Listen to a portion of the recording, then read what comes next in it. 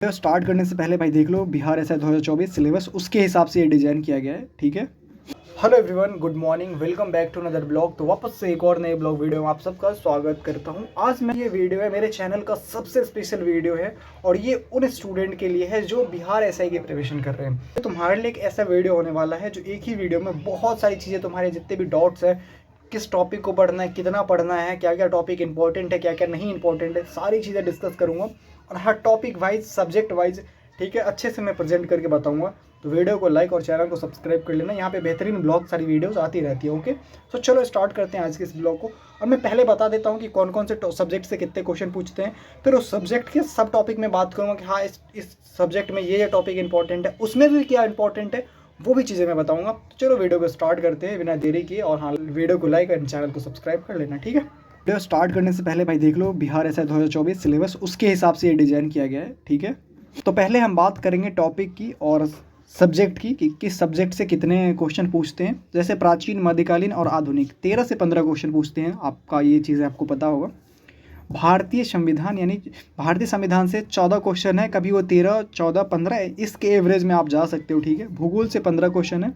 भूगोल में Indian geography जो है थोड़ा ज़्यादा उससे रहता है, वर्ल्ड ज्योग्राफी से थोड़ा कम रहता है। बट जो भी है देख लेंगे कि इसमें भी क्या क्या ज़्यादा इंपॉर्टेंट टॉपिक है, इसमें क्या क्या पढ़ना है। इकोनॉमिक्स की मैं बात करूँ तो 8 से 9 क्वेश्चन रहते हैं। आप एक दो कम भी और एक दो ज़्यादा भी हो सकते हैं। ठीक है। विज्ञान की बात करूँ तो विज्ञान में आप देख लो, जीव विज्ञान 8 नंबर का, भौतिक 7 और रसायन 6, मतलब 8, 7, 6 इसका रेशियो रहता है। आप 8, 7, 6 इसका रेशियो रहता है। ठीक है। गणित की अगर मैं बात करूँ तो गणित 5 नंबर का रहता है प्रीलिम्स में। कभी ये बढ़ सकता है, कभी घट सकता है, लेकिन एवरेज अभी जो प्रीलिम्स का ट्रेंड देखा गया यही है। ठीक है। करंट अफेयर्स की मैं अगर बात करूँ तो 10 से 12 क्वेश्चन आपका करंट अफेयर्स रहता है। ठीक है। 10 से 12 क्वेश्चन आपका करंट अफेयर्स रहता है। बिहार विशेष यानी बिहार स्पेशल से 5 से 6 क्वेश्चन रहता है।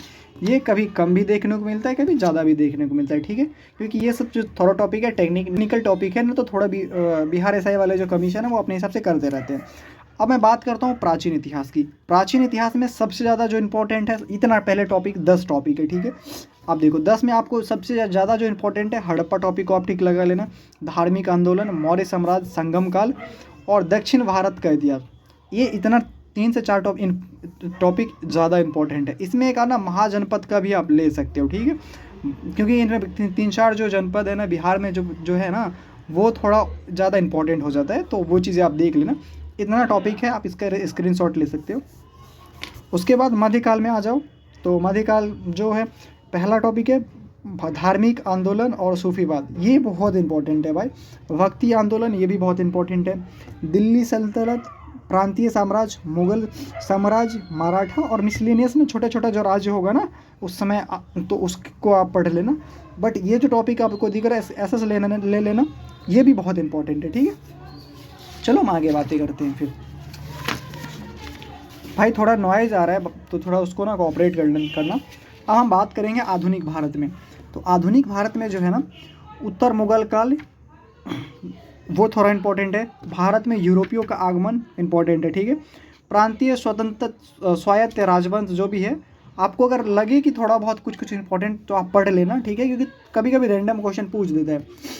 ये बहुत इंपॉर्टेंट है। ब्रिटिश काल में प्रशासनिक एवं आर्थिक नीति, भाई इसको बहुत इंपॉर्टेंट मान के पढ़ना, बहुत ज़्यादा।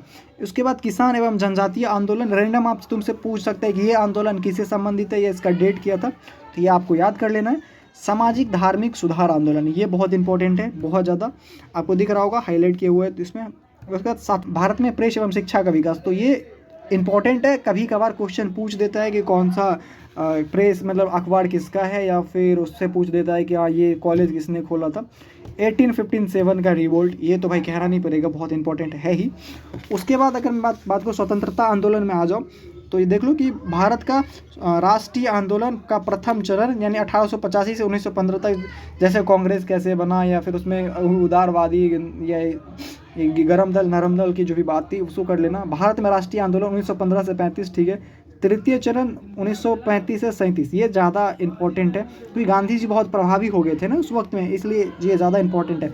और जहाँ भी गांधी जी की बात आती है तो भाई वो पूरा इतिहास ही इंपॉर्टेंट हो जाता है। फिर गवर्नर और वाइसराय, उसके साथ साथ स्वतंत्रता के पश्चात भारत के कुछ टॉपिक आप पढ़ लेना। ओके। तो ये रहा मॉडर्न हिस्ट्री का। आप इसका एक बार एसेस लेके रख सकते हो अगर आप चाहते हो तो। चौथा टॉपिक भारतीय संविधान। भारतीय संविधान में पहला है भारतीय संविधान का विकास, फिर संविधान का निर्माण, प्रस्तावना और अनुसूची। ये संविधान का विकास आपको एक्ट पूछ सकता है, और अनुसूची और प्रस्तावना आप बहुत इंपॉर्टेंट है, याद रख लेना। उसका संघ, उसके राज्य क्षेत्र इंपॉर्टेंट है थोड़ा बहुत। फंडामेंटल राइट बहुत इंपॉर्टेंट है, DPSP बहुत इंपॉर्टेंट है, मैंने इसका क्वेश्चन भी कराया है। उसके साथ साथ कार्यपालिका, न्यायपालिका, विधायिकाला भी बहुत इंपॉर्टेंट है। फंडामेंटल ड्यूटीज़ थोड़ा सा आप पढ़ सकते हो, मतलब इंपॉर्टेंट है, मतलब इतना टॉपिक इंपॉर्टेंट ही है, बट इसमें भी जो इंपॉर्टेंट है वो थोड़ा मैं बता दूं। और उसके बाद आपदा उपबंध जो है, आपातकाल वाला, वो आप पढ़ लेना। और विधान संशोधन जो हुआ है ना, मतलब बहुत सारे अमेंडमेंट आए थे, संशोधन हुए थे, वो भी इंपॉर्टेंट है।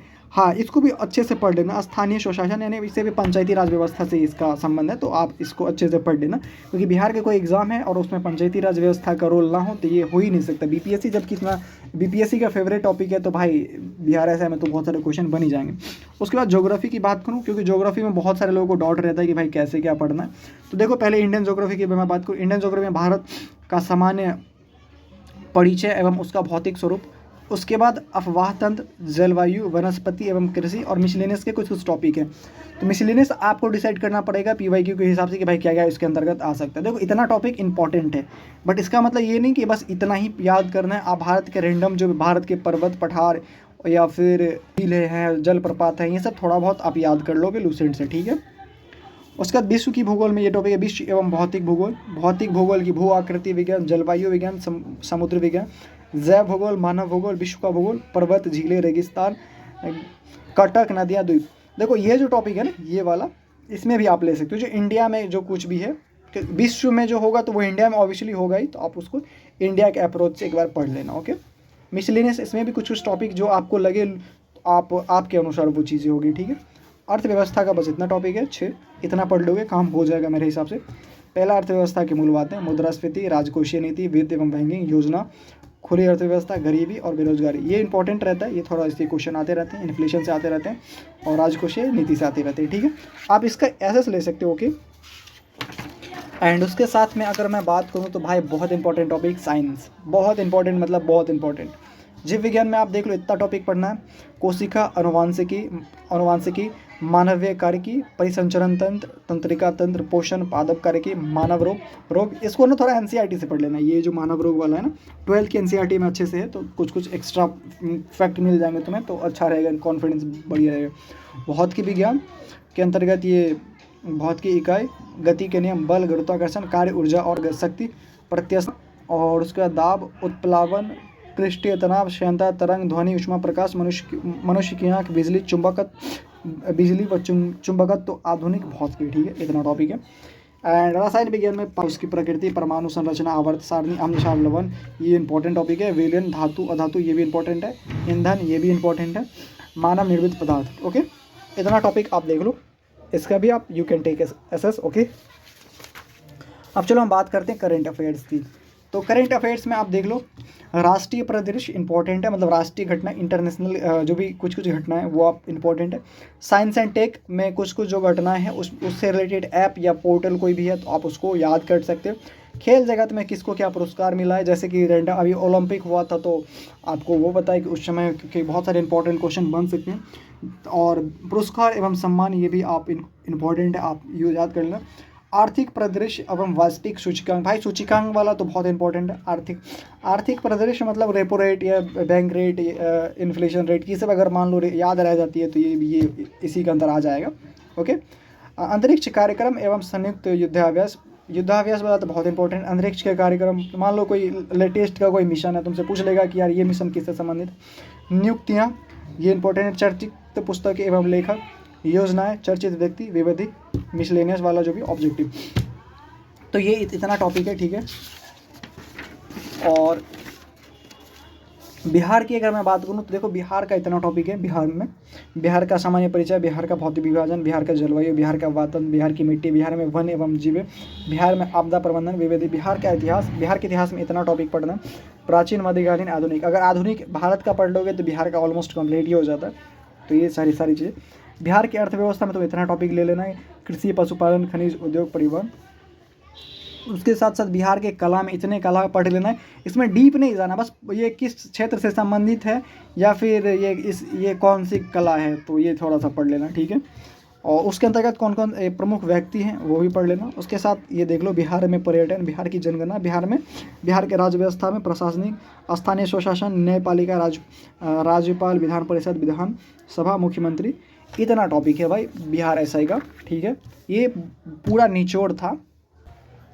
तो भाई जो भी चीज़ें मैं दिखाया हूँ ये पूरा एकदम निचोड़ है प्रीलिम्स के लिए, इतना करना ही पड़ेगा। इसके बाद अगर तुम जैसे ज्योग्राफी, इंडियन ज्योग्राफी में तुम थोड़ा सा एक्स्ट्रा अगर इसके हिसाब से तुम पढ़ सकते हो, बाकी भाई इतना कर लोगे तो मुझे लगता है कि प्रीलिम्स हो जाएगा। ओके, मैथ रीजनिंग का तुम अपने हिसाब से देख लेना, करंट अफेयर्स का तुम अपने हिसाब से स्पीडी या जो तुम्हें पसंद आए देख लेना। स्पीडी का कैसा बुक आता है वो मैं एक बार दिखा दूँ आपको, मेरे पास अगर इधर आसपास होगा तो, शायद मेरे बैग में है वो, लाइब्रेरी वाले बैग में, तो चलो मैं बाद में दिखा दूँगा। तो ये वीडियो है, आप इसे सेव कर लेना और बार बार देखना या इसे लिखने का खुद से प्रयास करना। बाकी इसके लिए रिसोर्सेज क्या फॉलो करने चाहिए अगर वो भी जानना है तो कमेंट करके बताना, मैं उस पर भी वीडियो ला दूंगा। तो ठीक है, बस आज के लिए इतना ही। चैनल को सब्सक्राइब और वीडियो को लाइक करो। मिलूंगा नेक्स्ट ब्लॉग वीडियो में, तब तक के लिए बाय बाय, जय हिंद, वंदे मातरम।